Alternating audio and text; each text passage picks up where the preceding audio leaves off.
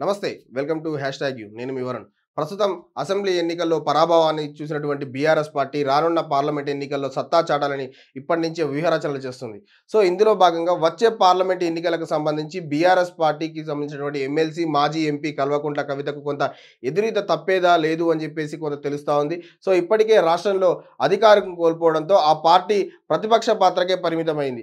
మరోవైపు స్టేట్ లీడర్గా కవితకు గుర్తింపు ఉన్నప్పటికీ కూడా గతంలో ఎంపీ ఎన్నికల్లో ఓటమి చెందడంతో పాటు ఆమె గౌరవ అధ్యక్షురాలుగా ఉన్నటువంటి ఏదైతే సింగరేణికి సంబంధించి యూనియన్ ఎన్నికల్లో ఓటమి పాలవడం కూడా కొంత నిరాశపరిచిందని చెప్పేసి చెప్పుకోవచ్చు. దీంతో ఆమెకున్న చరిష్మా క్రమంగా తగ్గుతూ వస్తుంది అని చెప్పేసి రాజకీయ వర్గాల్లో చర్చ నడుస్తూ ఉంది. బీఆర్ఎస్ రాష్ట్రంలో అధికారంలో ఉండి తండ్రి సీఎంగా కొనసాగుతున్న టైంలోనూ కవిత ఓటమి పాలైన విషయం కొంత తెలిసిన విషయమే. సో ఆ పార్టీ అధికారం కోల్పోవడంతో వచ్చే పార్లమెంట్ ఎన్నికల్లో ఆమెకు పరీక్షగా మారే అవకాశం ఉందని చెప్పేసి స్పష్టంగా తెలుస్తుంది. సో ఎంపీ ఎలక్షన్ల విషయానికి వచ్చేసరికి నిజామాబాద్ పార్లమెంట్ సెగ్మెంట్లకు ఉన్నటువంటి జగిత్యాల, కోరుట్ల నియోజకవర్గాల్లో గులాబీ పార్టీ కొంత ప్రతికూల పరిస్థితులు ఉండే అవకాశం ఉందని చెప్పేసి తెలుస్తోంది. సో నూతన ఉత్సాహంతో ఉన్న కాంగ్రెస్ పార్టీ, బీజేపీ పట్టు బిగించేందుకు కొంత ప్రయత్నాలు చేస్తూ ఉంది. సో స్టేట్ లీడర్లుగా గుర్తింపు ఉన్న నాయకులు బరిలో ఉండే నేపథ్యంలో కొంత కవిత గెలుపు అవకాశం ఎంత ఈజీ కాదు నిజామాబాద్ పార్లమెంట్ సెగ్మెంట్ నుంచి ఈసారి అని చెప్పేసి కొంత గులాబీ వర్గాలే చర్చించుకుంటున్నటువంటి పరిస్థితి.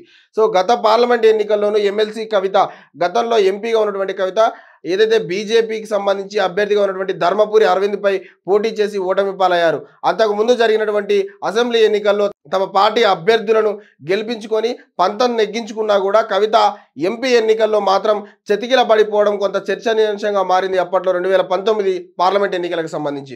సో అసెంబ్లీ ఎన్నికల్లో భారీ ఓటు బ్యాంకు సాధించినటువంటి గులాబీ పార్టీ ఆ తర్వాత వచ్చినటువంటి పార్లమెంట్ ఎన్నికలకు సంబంధించి ఏదైతే 2019కి సంబంధించి మాత్రం అక్కడ కొంత ఏదైతే నిజామాబాద్కి సంబంధించి కొంత ఓట్లు అనేవి రాబట్టడంలో విఫలమైంది అని చెప్పేసి అక్కడ చర్చ అయితే నడిచింది. సో ఈసారి కూడా జగిత్యాల, కోరుట్లలో బీఆర్ఎస్ అభ్యర్థులు ఎమ్మెల్యేలుగా గెలుపొందారు. సో బీజేపీ, కాంగ్రెస్ పార్టీలు కూడా నిజామాబాద్ పార్లమెంట్ సెగ్మెంట్లో కొంత భారీగా ఓటు బ్యాంకును కూడా సొంతం చేసుకున్నటువంటి పరిస్థితి. సో మిగతా పార్లమెంట్ సెగ్మెంట్లలో చూస్తే నిజామాబాద్ను బీజేపీ, కాంగ్రెస్ ప్రతిష్టాత్మకంగా తీసుకునే అవకాశం ఉంది. ఎందుకంటే గతంలో ఈ యొక్క నియోజకవర్గానికి సంబంధించి పార్లమెంట్ నియోజకవర్గాన్ని అయితే బీజేపీ పార్టీ గెలుచుకుంది. సో ప్రస్తుతం తెలంగాణ రాష్ట్ర వ్యాప్తంగా వేవ్ కొనసాగుతున్నటువంటి కాంగ్రెస్ పార్టీ కూడా కొంత ఈ ఎన్నికలను ప్రతిష్టాత్మకంగా తీసుకుంది. సో ఈ ఎన్నికల్లో కూడా ఎమ్మెల్సీ కవితకు కొంత చుక్కెదురైతే మాత్రం ఆమె రాజకీయ భవిష్యత్తు కొంత ప్రశ్నార్థకంగా మారే అవకాశం లేకపోలేదు అని చెప్పేసి తెలుస్తోంది.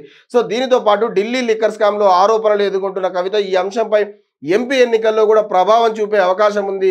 సో ప్రతిపక్ష పార్టీ నాయకులకు ప్రధాన అస్త్రంగా ఎక్కువ పెడుతున్నటువంటి ఈ యొక్క ఏదైతే వీరు చిక్కినప్పుడల్లా కూడా ఆమెను విమర్శిస్తూ ముందుకు వెళ్తున్నారు. సో మరొక వైపు పసుపు బోర్డు అనౌన్స్మెంట్తో కొంత బీజేపీ అభ్యర్థి ధర్మపురి అరవింద్ కొంత దూకుడుగా ముందు వెళ్తున్నటువంటి పరిస్థితి. సో రాష్ట్రంలో అధికారం చేకించుకున్నటువంటి కాంగ్రెస్ పార్టీ కూడా కొంత మూతపడినటువంటి షుగర్ ఫ్యాక్టరీ ఏదైతే ఉందో నిజాం షుగర్ ఫ్యాక్టరీ దాన్ని యొక్క తెరిపిస్తాము అనే హామీతో పార్లమెంట్ ఎన్నికలకు సిద్ధమవుతుంది. సో కాంగ్రెస్ పార్టీ ఈ సెగ్మెంట్కి సంబంధించి ఇన్ఛార్జిగా ఉన్నటువంటి ఎమ్మెల్సీ జీవన్ రెడ్డి కొంత ఈయనే అన్ని తానే వ్యవహరిస్తుండడం అనేది అవసరమైతే ఆయనే బరిలోకి దించే ఛాన్స్ ఉందని కూడా కొంత కాంగ్రెస్ పార్టీ కలిసి వచ్చే అంశం కూడా వాళ్ళు భావిస్తున్నటువంటి పరిస్థితి. సో రాష్ట్రంలో అధికారం కోల్పోవడం, సింగరేణి ఎన్నికల్లో ఓటమి, లిక్కర్ స్కామ్ లో ఆరోపణలు, షుగర్ ఫ్యాక్టరీల పునరుద్ధరణ వంటి అంశాలతో ఏదైతే పద్మవ్యూహంలో ఉన్నటువంటి కవితకు వీటన్నిటికీ ఒక విధంగా చెక్ పెడుతుందా అన్నది కూడా కొంత చూడాల్సినటువంటి అంశం అయితే ఉంది. సో ఏది ఏమైనా కూడా వచ్చే పార్లమెంట్ ఎన్నికల్లో గులాబీ పార్టీకి అంత ఈజీ కాదు అనే అభిప్రాయాలు అయితే స్పష్టంగా వ్యక్తం అవుతున్నటువంటి పరిస్థితి. సో రానున్న రోజుల్లో రాజకీయాలలో ఎలాంటి మార్పులు రాబోతున్నాయి, సో మరికొంతకాలం వేచి చూడాల్సిన అంశం అయితే ఉంది. సో మరిన్ని తాజా సమాచారాల కోసం వేచి చూస్తూనే ఉండే #యూ.